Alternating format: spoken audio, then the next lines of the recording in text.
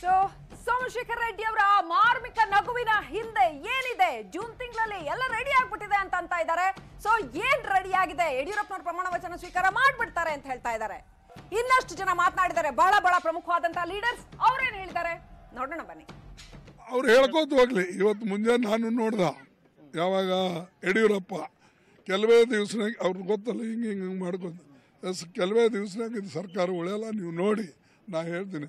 ಅವರು ಅನೇಕ ಸಾರಿ ಹೇಳ್ಕೊತ ಬಂದಾರ. ಅವರು ಕನಸು ನನಸಾಗೋವರೆಗೆ ಹೇಳ್ಕೋತಾನೆ ಇರೋರು. ಇದು ಸಾಧ್ಯ ಇಲ್ಲ.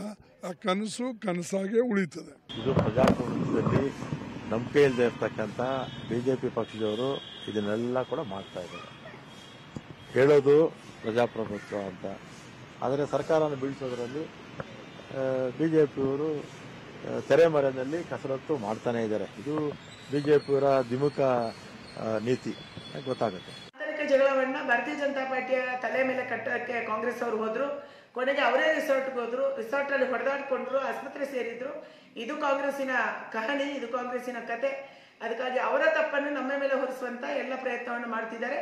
ರಾಜ್ಯದ ಜನ ಇದನ್ನು ನೋಡ್ತಿದ್ದಾರೆ. ಅದಕ್ಕಾಗಿ ಈ ಲೋಕಸಭಾ ಚುನಾವಣೆಯಲ್ಲಿ ಅತ್ಯಂತ ಹೆಚ್ಚು ಬೆಂಬಲವನ್ನ ಭಾರತೀಯ ಜನತಾ ಪಾರ್ಟಿಗೆ ಜನ ಕೊಟ್ಟಿದ್ದಾರೆ. Deputy CM doctor G Parameshwar ಅವರು ಮಾತನಾಡಿದ್ರು ಅಂತ ಹೇಳಿದ್ವಿ. ಏನ್ ಮಾತನಾಡಿದ್ರು? ವಿಜುವಲ್ ಬೈಟ್ಸ್ ಇವಾಗ ಬಂದಿದೆ ನೋಡಿ. ಅವರನ್ನ ಮಂತ್ರಿ ಸ್ಥಾನದಿಂದ ತೆಗೆಯುವಂತ ಸಂದರ್ಭ ಬಂದಿದ್ದು ಬೇರೆ ಬೇರೆ ಕಾರಣದಿಂದ ತೆಗೆದಿದ್ದಾರೆ. ಸತೀಶ್ ಜಾರಕಿಹೊಳಿ ಮತ್ತೆ ರಮೇಶ್ ಜಾರಕಿಹೊಳಿ ವೈಮನಸ್ ಜಾಸ್ತಿ ಆಯ್ತಾ? ಅಲ್ಲ, ಅವ್ರದ್ದು ಇದ್ದೇ ಇದೆ.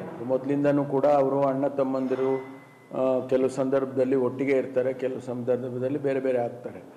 ಆದರೆ ಈಗ ಅವರು ಬೇರೆ ಬೇರೆ ಕಾಣಿಸ್ತಾ ಇದ್ದಾರೆ. ಆದರೆ ಅವರನ್ನು ಸಚಿವ ಸ್ಥಾನ ತೆಗೆಯೋದಕ್ಕೆ ಕೂಡ ಅನೇಕ ಕಾರಣಗಳು ಇರ್ಬೋದು. ಹಾಗಾಗಿ ಈಗ ಅವ್ರನ್ನ ತೆಗೆದಿದ್ದಾರೆ.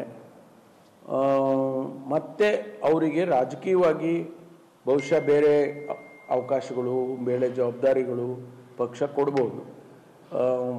ಆದರೆ ಯಾವ ಉದ್ದೇಶ ಮಂತ್ರಿ ಪದವಿ ತೆಗೆದಿದ್ದೇ ಕಾರಣ ಆದರೆ ಅದು ಬೇರೆ ಬೇರೆ